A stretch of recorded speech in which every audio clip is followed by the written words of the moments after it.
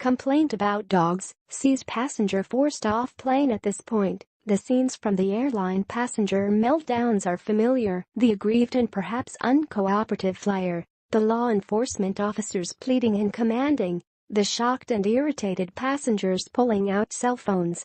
This time, it happened on a Southwest Airlines flight from Baltimore to Los Angeles. A passenger was upset by two dogs on a Tuesday night flight. She claimed the animals would set off a deadly pet allergy, and she wanted them gone. The officers who were called to remove her from the plane were accused of being too aggressive. And, of course, the worst parts of the interaction were captured on a cell phone video that is rocketed around the world. The video kicks in mid-confrontation. A woman, it's unclear who she is, screams at law enforcement officers, telling them don't touch me. At one point, she claims that her father has surgery tomorrow. My dad has surgery. She says that the responding officers have ripped her pants and she needs to fix them. 3 officers plead with the woman and order her to get off the plane, which hadn't yet departed from Baltimore Washington International Marshall Airport. At several points, they tug at her or wrap their arms around her and try to pull her down the aisle. According to a statement by Southwest, the woman told the flight crew that she had a life-threatening pet allergy, but she didn't have a medical certificate with her. The airline's policy is that a person traveling without such a certificate can be denied boarding if they report a life-threatening allergic reaction and cannot travel safely with an animal on board. One of the dogs on the plane that I am in at the time was a service animal, the airline said. Southwest said in its statement that the flight crew tried repeatedly to explain the situation to the woman.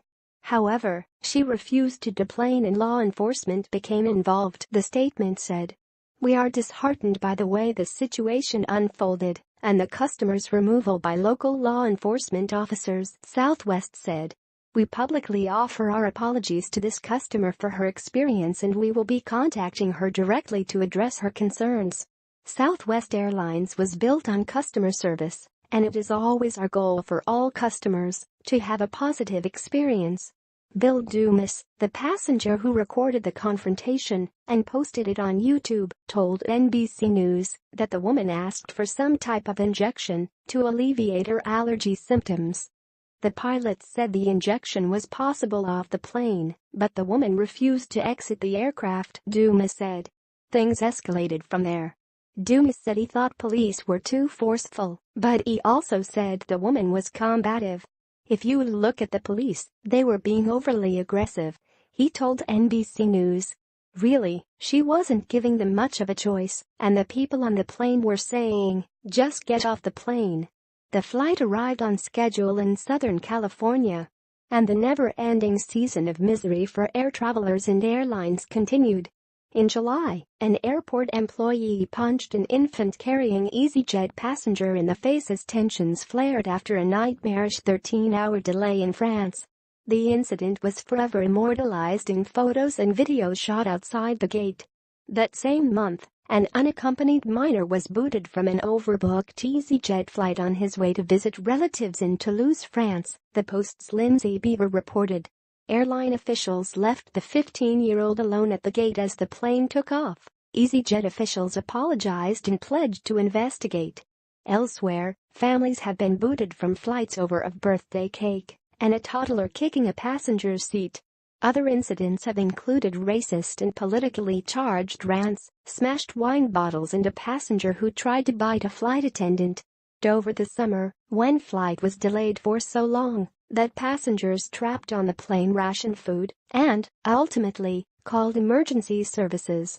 Earlier this year, David Dow's removal from a United Airlines plane sparked a public relations nightmare for the company. In that incident, a United official told passengers that they needed 4 people to give up their seats to accommodate off-duty crew members. When no one volunteered, the airline randomly selected 4 people. 3 left without incident. Dow wouldn't budge. In the ensuing struggle with officers, Dow fell and hit his mouth on a seat's armrest. His lawyer said he broke his nose and lost 2 teeth. Dow went limp, and a video captured him bleeding from the mouth as officers dragged him off the plane.